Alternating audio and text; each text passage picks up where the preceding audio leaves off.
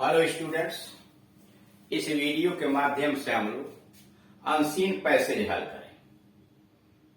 High school या intermediate की board की परीक्षाओं में पूछे जाने वाले अनसीन पैसेज अपठित को किस प्रकार से हल किया जाता है, इसके विषय में यहाँ जानकारी दी जाएगी।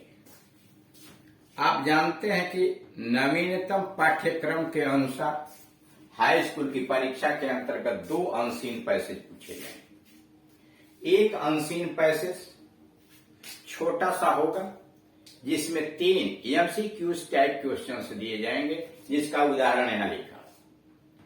उसमें प्रश्न भी दिया होगा, उसके नीचे एमसीक्यू टाइप यानी मल्टीपल चॉइस क्वेश्चंस टाइप का प्रश्न दिया, उसका उत्तर भी ABCD करके दिया।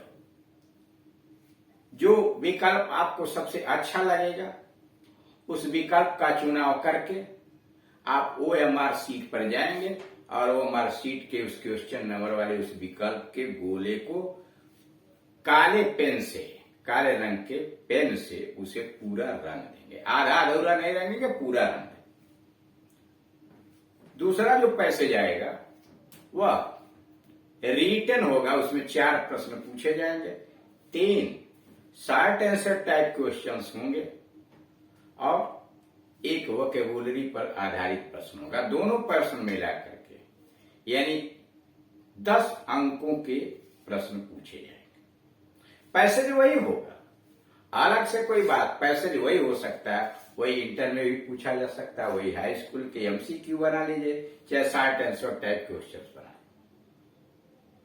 तो इस तरह से आप यह देख रहे हैं कि हाई स्कूल में 10 अंक के इस रीडिंग स्केल के अंतर्गत प्रश्न पूछे जाएंगे। इंटरमीडिएट के अंतर्गत एक पैसेज आएगा जिसमें 15 अंकों के प्रश्न होंगे। उसमें 7 प्रश्न पूछे जाएंगे, 4 प्रश्न शॉर्ट आंसर टाइप क्वेश्चंस होंगे जो 3-3 अंकों के होंगे, 3 प्रश्न साइनोनाइम्स, एंटोनाइम्स या वन और सब्स्टिट्यूशन टाइप के प्रश्न पूछे जाए, वो वोकेबुलरी से संबंधित होंगे। तो आप यह देख रहे हैं कि हाई स्कूल और इंटर में, हाई स्कूल में 10 नंबर, इंटर में 15 नंबर का कितना महत्वपूर्ण प्रश्न है यार। तो इसलिए इसके हल करने के लिए बड़ी सावधानी बरती जाती है कि किस प्रकार इसे हल करें। इसके अलावा अन्य प्रतियोगी परीक्षाओं में भी अनसीन पैसेज पूछे जाते हैं, उनको किस विधि से हल करें, क्या क्या सावधानियां हमें बरतनी चाहिए, इन सारी चीजों को अध्ययन करने के लिए इसके पहले वाले वीडियोस के अंतर्गत, मतलब वीडियो नंबर 1 से लेकर 3, 9 से लेकर 15 पर 10 वीडियो बनाए गए हैं, जिसमें विस्तृत रूप से आपको यह समझाया गया है कि पैसेज को कैसे पढ़िए, प्रोनाउंस का प्रयोग उत्तर देते समय कैसे कीजिए, who, whom, whose, which, where, why, how many, how much इत्यादि से जो प्रश्न शुरू होते हैं, उन प्रश्नों का उत्तर ढूंढने के लिए, यानी पैसेज में उसका उत्तर ढूंढने के लिए क्या क्या सावधानियां बरतनी चाहिए, किस प्रकार आप उत्तर को छाटेंगे, ये सारे प्रश्नों का सवाल, सारे विधियों का सवाल उस 10 वीडियोस के अंतर्गत दिए, उन्हें आप देखें और समझने का प्रयास करें। अगर उसके बावजूद भी आपको समझ में नहीं आता तो इस नंबर पर कॉल कीजिए और संपर्क करके अपनी समस्या का समाधान करिए। यहाँ पर उदाहरण लिखे गए MCQ टाइप क्वेश्चन वाले पैसेज का कि कैसे उसे आप हल करेंगे। देखिए, read the following passage carefully, नीचे के गद्य खंड को सावधानी पूर्वक पढ़िए। Read the following passage carefully, नीचे के गद्य खंड को सावधानी पूर्वक पढ़िए एंड आंसर द क्वेश्चन, और प्रश्नों का उत्तर दीजिए गिवन बिलो, और नीचे जो प्रश्न दिए गए हैं उनका उत्तर दीजिए। करा read the following passage carefully, नीचे जो गद्य खंड दिया गया उसे सावधानी पूर्वक पढ़िए and answer the questions given below, और नीचे जो प्रश्न पूछे गए हैं उनका उत्तर दीजिए।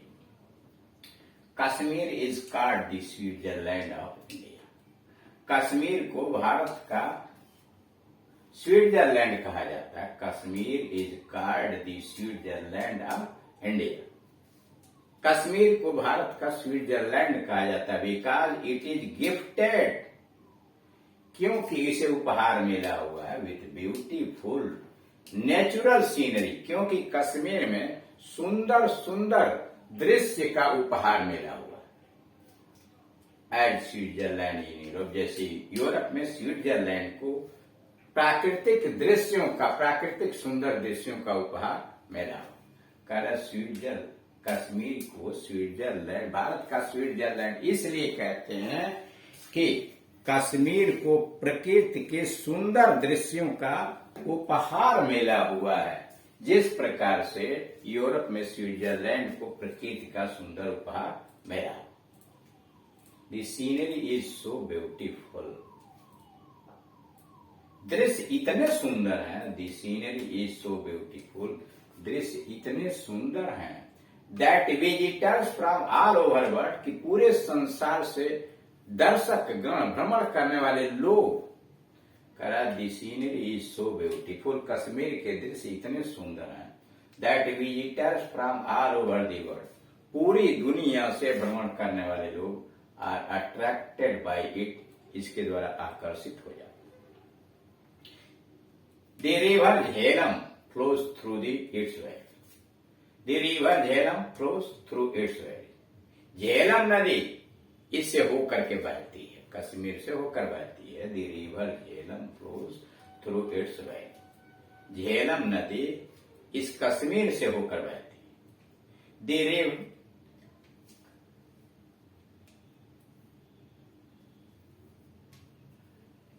Card the way of Kashmir, और इसे कश्मीर की घाटी कहा जाता है।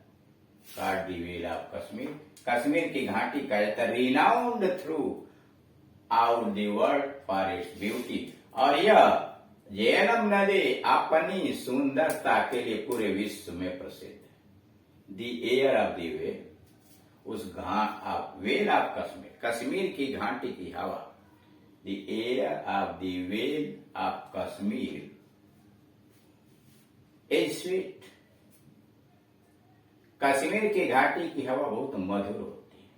With the many miles of roses grown, मीलों मीलों तक गुलाब के पौधे उगाए गए, गुलाब के फूल उगाए गए हैं for making attar of roses, गुलाब का इत्र बनाने के लिए, सुगंधित इत्र बनाने के लिए मीलों मीलों तक गुलाब के पौधे लगाए गए।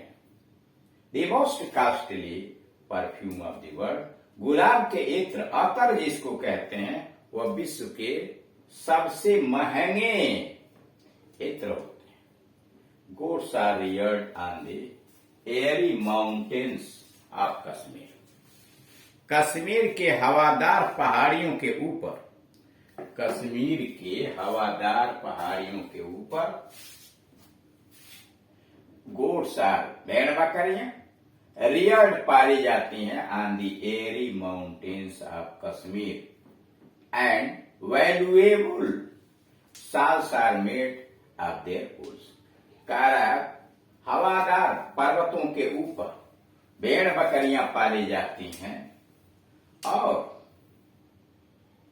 उनके ऊन से मूल्यवान शाल बनाए जाते हैं।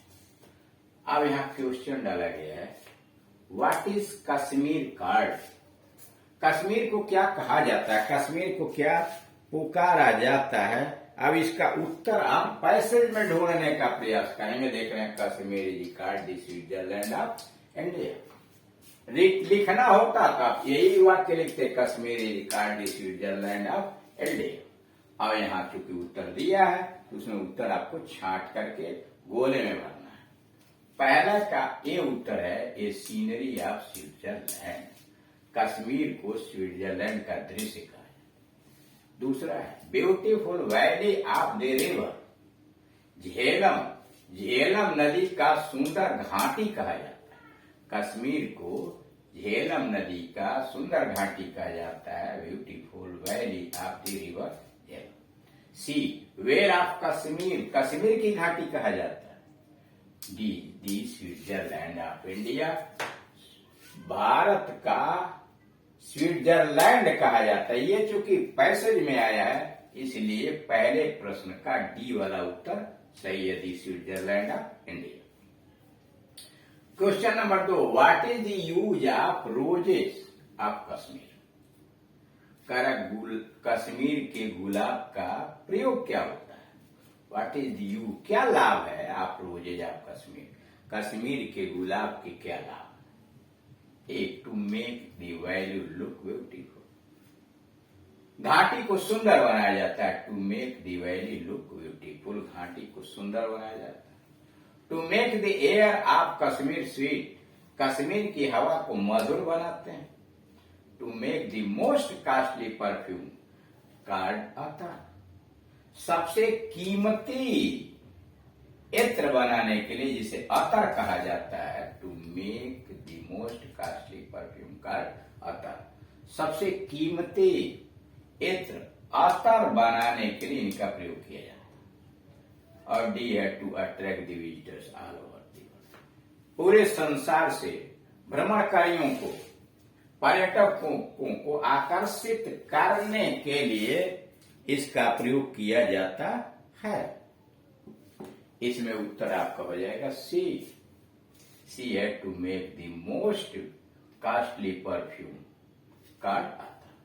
Question number 3, name the figure of speech used in the line, का नाम बताइए उस अलंकार का जो इस पंक्ति में प्रयोग किया गया। Kashmir is called the Switzerland of India, Kashmir को भारत का स्विट्जरलैंड कहा जाता है।